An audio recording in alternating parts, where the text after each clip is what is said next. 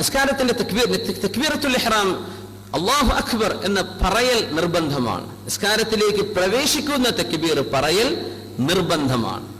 നിസ്കാരത്തിലേക്ക് പ്രവേശിക്കുന്ന തക്ബീർ പറയൽ നിർബന്ധമാണ്. ബാക്കിയുള്ള തക്ബീറുകൾ പറഞ്ഞിട്ടില്ലെങ്കിലും നിസ്കാരം സ്വഹീഹാണ്, പറഞ്ഞേക്കണം, കൂലി കിട്ടും.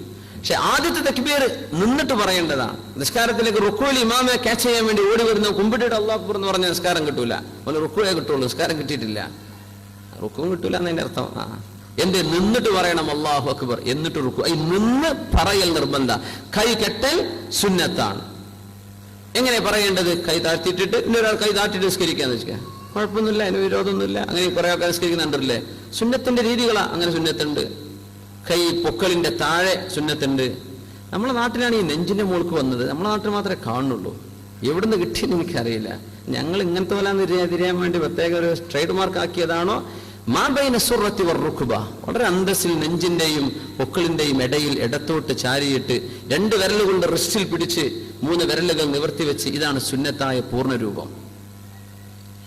ഇമാം അബൂ ഹനീഫ തങ്ങൾക്കാണ് തഹ്ത സുറ, ഈ നമ്മുടെ പൊക്കളിന്റെ താഴെയായിട്ട് കൈവെക്കാൻ പറ്റും. ഇർസാലുണ്ട് മാലിക് മദ്ഹബിലൊക്കെ, കൈ താഴ്ത്തിയിടുക, അനക്കരുത്, എങ്ങനെ നിസ്കരിക്കാൻ പറ്റും.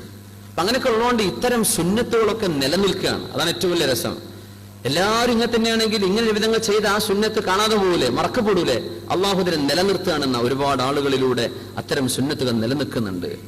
അപ്പോ ചെയ്യേണ്ടത് കൈ താഴ്ത്തിയിട്ടിട്ട് ആ എന്ന് പറയുമ്പോ കൈ പൊങ്ങണം.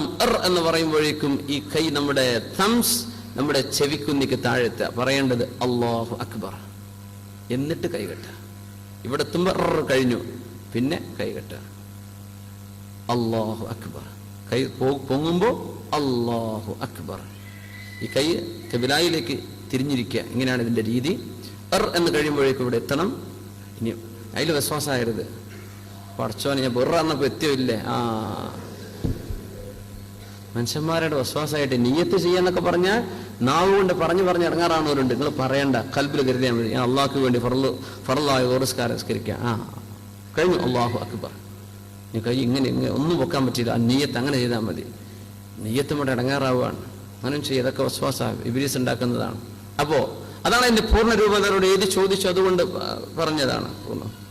നമ്മുടെ ബൈത്തുർ റഹ്മ വില്ലേജ് നടക്കുന്നുണ്ട്, മാഷാ അല്ലാഹ്. അബുദാബി മാടായി KMCC ബൈത്തുർ റഹ്മ വീടൊക്കെ നമ്മൾ കേട്ടിട്ടുള്ളത്. ബൈത്തുർ റഹ്മ മഹാനായ മർഹൂം ബഹുമാനപ്പെട്ട ശിഹാബ് തങ്ങളുടെ പേര് റഹ്മഹുല്ലാഹ് നവ്വറല്ലാഹു മർഖദ, ഖബറിനെ അല്ലാഹു പ്രകാശിപ്പിച്ചു കൊടുക്കുമാറാകട്ടെ.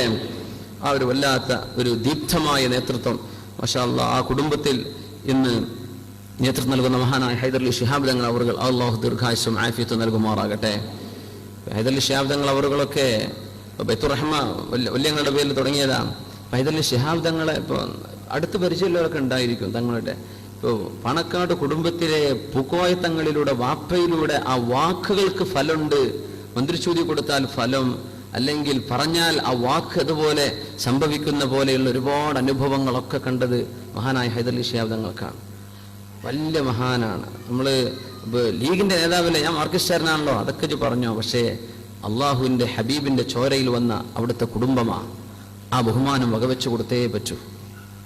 അപ്പോൾ ബഹുമാനപ്പെട്ട ഹൈദരലി ശിഹാബ് തങ്ങൾ പ്രത്യേകം ഞാൻ സന്ദർഭം പറയാമെന്ന് മാത്രം. ഞാൻ ഗൾഫിലേക്ക് വരുന്ന സമയത്ത് ആദ്യമായിട്ട് തങ്ങൾ പുറക്ക് പോയി തങ്ങളോട് ദ്വാരപ്പിച്ച് തങ്ങളൊന്ന് മന്ത്രിച്ചൂതി തന്നിട്ടാണ് ഇവിടെ ഗൾഫിലേക്ക് കയറി വന്നത്. ഉദ്ദേശം 12 കൊല്ലങ്ങൾക്ക് മുമ്പ്. ഈ ഉസ്താദ് 12 കൊല്ലമായിട്ട് ഇവിടെ ഉണ്ടോന്ന്? ഉണ്ട്.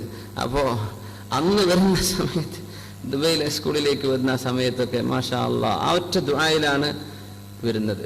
അപ്പോൾ അള്ളാഹു ഓരോ നിമിത്തങ്ങൾ ഉണ്ടാക്കിയേക്കാം. പക്ഷെ ഞാൻ പറയുന്നത് ഭയങ്കരമാണ്. വാക്കുകൾക്ക് ഫലമുള്ള ഒരു വലിയൊരു അങ്ങനെയൊക്കെ ചില ആളുകൾക്ക് അള്ളാഹു നൽകും. അത് ഏറ്റവും കൂടുതൽ കാണുന്നത് ബഹുമാനപ്പെട്ട ഹൈദരലി ശിഹാബ് തങ്ങൾക്ക്, അപ്പോൾ ജീവിച്ചിരിപ്പുള്ള തങ്ങൾക്ക്, അവർക്ക് അള്ളാഹു ദീർഘായുസ്സും ആഫിയത്തും നൽകുമാറാകട്ടെ. ഫോട്ടോ എടുക്കുന്നതിന്റെ വിധി എന്താണ്? ഫോട്ടോ ആൻഡ് വീഡിയോ ഹറാമാണോ? ഇത് ഏറ്റവും കൂടുതൽ കഴിഞ്ഞ ആഴ്ചയല്ല 2 ആഴ്ചകൾക്ക് മുമ്പ് മദീന മുനവ്വറയിൽ ഞങ്ങൾ ഉംറക്ക് പോയ സമയത്ത് മദീനയിലെ ഖുതുബയുടെ വിഷയം അല്ലേ ഉസ്താദ്, ഞങ്ങൾക്ക് ഓർമ്മല്ലേ? ശരി ഉസ്താദ്, നവാസ് ഉസ്താദൊക്കെ അവിടെ ഉണ്ടല്ലോ. എവിടെ നവാസ്? അപ്പോ അന്ന് റൗള ഷരീഫിലെ മദീനയിലെ ഖുതുബ ഫോട്ടോ എടുക്കുന്നതിനെ പറ്റിയാണ്. അവസ്ഥ നടന്നു പോകണ്ടിട്ട് അങ്ങനെ അവസ്ഥ ആകെ നാളെ ഉസ്താദ് എന്നാക്കിയിട്ട് അവർ ഉമ്രക്കൊക്കെ ഇങ്ങനെ സേവനം ഖിദ്മത്തൊക്കെ ചെയ്യുന്ന ആൾക്കാർക്ക് നമ്മൾ എന്തിനും അപ്ഗ്രേഡ് ചെയ്യണ്ടേ. അപ്പോൾ ഇൻഷാ അള്ളാഹു താല ഒക്കെ സ്വീകരിക്കും. ഒരുപാട് ഖിദ്മത്ത് ചെയ്തിട്ടുണ്ട് നമ്മുടെ സുഹൃത്തുക്കൾ, ഒരുപാട് ആളുകൾ. അള്ളാഹു അതൊക്കെ സ്വീകരിക്കുമാറാകട്ടെ. ഞാൻ പറഞ്ഞു അന്ന് ഫോട്ടോ എടുക്കണ പറ്റിയ ഖുതുബ, അന്നത്തെ ഖുതുബ തന്നെ അതായിരുന്നു. അപ്പൊ എനിക്ക് വളരെ ഇഷ്ടപ്പെട്ട ഒരാളുണ്ട്, കാണാൻ എപ്പോഴും കൊതിക്കുന്ന ഒരാളുണ്ട്. ഞാൻ കാഞ്ഞങ്ങാട് പരിപാടിക്ക് കഴിഞ്ഞ 1 മാസം മുമ്പ് അങ്ങനെ പറഞ്ഞു, ഇവിടുന്ന് ആരോ പറഞ്ഞു എന്താ അത് ഇവിടെ പറഞ്ഞിട്ടില്ലല്ലോ ആ ഒരു സംഭവം എന്ന്. ഒന്നുമല്ല, നമ്മുടെ ഷെയ്ഖ് ഹംസ യൂസഫ് തൗവലല്ലാഹു ഉംറ, അദ്ദേഹം കാലിഫോർണിയക്കാരനാണ്, അമേരിക്കക്കാരനാണ്. പക്ഷേ ഇസ്ലാമിലേക്ക് വന്ന് 20-ാം വയസ്സിൽ മുസ്ലിമായ ആളാണ്. ഷെയ്ഖ് ഹംസ യൂസഫ് ഹാൻസൻ. അദ്ദേഹത്തിന്റെ വാദുകളും അദ്ദേഹത്തിന്റെ ക്ലാസ്സുകളൊക്കെ ഇംഗ്ലീഷിൽ കിട്ടും. യൂട്യൂബിൽ അദ്ദേഹത്തിന്റെ സൈത്തൂന എന്ന് പറഞ്ഞൊരു സൈറ്റ് ഉണ്ട്, അതിൽ കാണും. അപ്പൊ എനിക്ക് അദ്ദേഹത്തെ കാണുന്ന ഭയങ്കര ആഗ്രഹമായിരുന്നു ഒരുപാട്. കഴിഞ്ഞ റമദാനിൽ കഴിഞ്ഞ പ്രാവശ്യം ഉംറക്ക് പോയ സമയത്ത് മക്കത്ത് ഞാൻ ദ്വാരുന്നു, റബ്ബേ ഷെയ്ഖ് ഹംസ യൂസഫിനെ അല്ലെങ്കിൽ ഷെയ്ഖ് അബ്ദുൽ ഹക്കീം മുറാദ്, ഇങ്ങനെ വലിയ വലിയ ഡോക്ടർ ഉമർ അബ്ദുള്ള, അതൊക്കെ പടിഞ്ഞാറുകാരായ വലിയ വലിയ ആലിമീങ്ങളാണ്. അവരൊക്കെ ചെയ്യുന്നത് തിന്മന്റെ ഇടയിൽ നിന്നിട്ടായി നന്മയുടെ കൊടിയുയർത്തുന്നത്. അതാണ് ഏറ്റവും പ്രത്യേകത.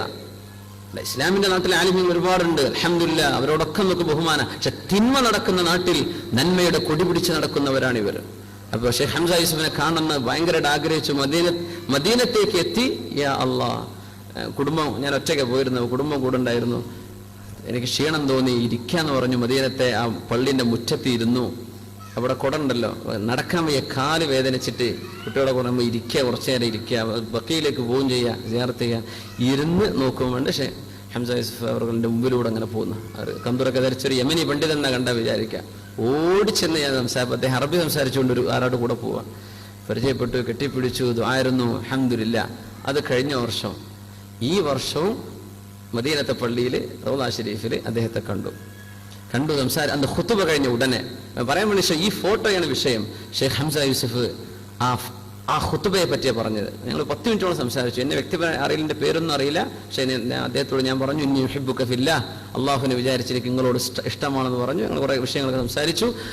അപ്പോ ബഹുമാനപ്പെട്ടവർ പറഞ്ഞു, അൽഹംദുലില്ലാ, ലോകത്ത് നടക്കുന്ന ഒരു സംഭവത്തെ പറ്റി ഒരു ഖുതുബ പറഞ്ഞല്ലോ, അൽഹംദുലില്ലാ എന്ന് പറഞ്ഞു. ഒന്ന് ഫോട്ടോ എടുക്കുന്നത്, വീഡിയോ എടുക്കുന്നത്, അതിൽ ഹലാലും ഹറാമുകളും, വീഡിയോ ഫോട്ടോ പ്രദർശനങ്ങളിലൂടെ ഹറാമ് പ്രചരിപ്പിക്കപ്പെടുന്നത്, അത് നെറ്റിൽ അപ്ലോഡ് ചെയ്യുന്നത്, ഇതിനെ സംബന്ധിച്ചൊക്കെയായിരുന്നു അന്നത്തെ ഖുതുബയുടെ വിഷയം. ഹംസ യൂസഫ് അദ്ദേഹം പറഞ്ഞു, എനിക്ക് ഫോട്ടോ ഇഷ്ടമല്ല.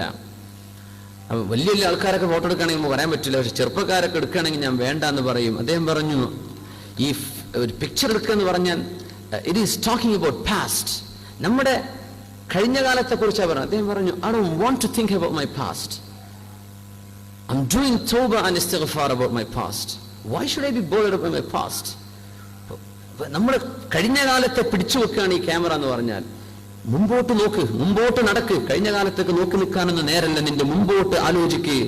എന്താണ് ഈ വീഡിയോകളും ഫോട്ടോകളൊക്കെ പറയണത്? കഴിഞ്ഞ കാലത്തെ കുറിച്ചാ. അദ്ദേഹം പറയും, എന്റെ കഴിഞ്ഞ കാലത്തെ കുറിച്ച് ഞാൻ തൗബ ചെയ്തുകൊണ്ടിരിക്കുകയാണ്, അള്ളാഹുവിനെ ഇസ്തിഗ്ഫാർ ചെയ്യാൻ എന്റെ ഓരോ സെക്കൻഡുകളെ കുറിച്ചും. എനിക്കത് ഇഷ്ടമല്ല. അദ്ദേഹം പറഞ്ഞു, ഇത് പാശ്ചാത്യന്മാർ കൊണ്ടുവന്ന ഏർപ്പാടാണ്. സാറ്റലൈറ്റ് ഡിഷ് തുടങ്ങിയ കാലം അദ്ദേഹം പറഞ്ഞു, ഒരു തേളുകൾ മാത്രമുള്ള ഒരു ഐലൻഡിലാണ് ആദ്യമായിട്ട് ഈ സാറ്റലൈറ്റിന്റെ ടവർ സ്ഥാപിച്ചതെന്ന്. അദ്ദേഹം അതിനെ കുറച്ച് ഇംഗ്ലീഷുകാരെ പേരൊക്കെ പറഞ്ഞു, ഞാൻ മറന്നുപോയി. അവർ ആദ്യമായി തേളുകളുള്ള ഒരു ഐലൻഡിൽ കൊണ്ടുപോയിട്ട് ആദ്യത്തെ സാറ്റലൈറ്റ് ഡിഷിന്റെ ടവർ സ്ഥാപിക്കുന്നത്. അത് തന്നെ പൈശാചികമായൊരു ചിന്തയാണ്. എന്നിട്ട് അട്ടയെ കുറിച്ചാണ് ആദ്യത്തെ ടെലികാസ്റ്റിംഗ്, വീഡിയോ പ്രദർശനം.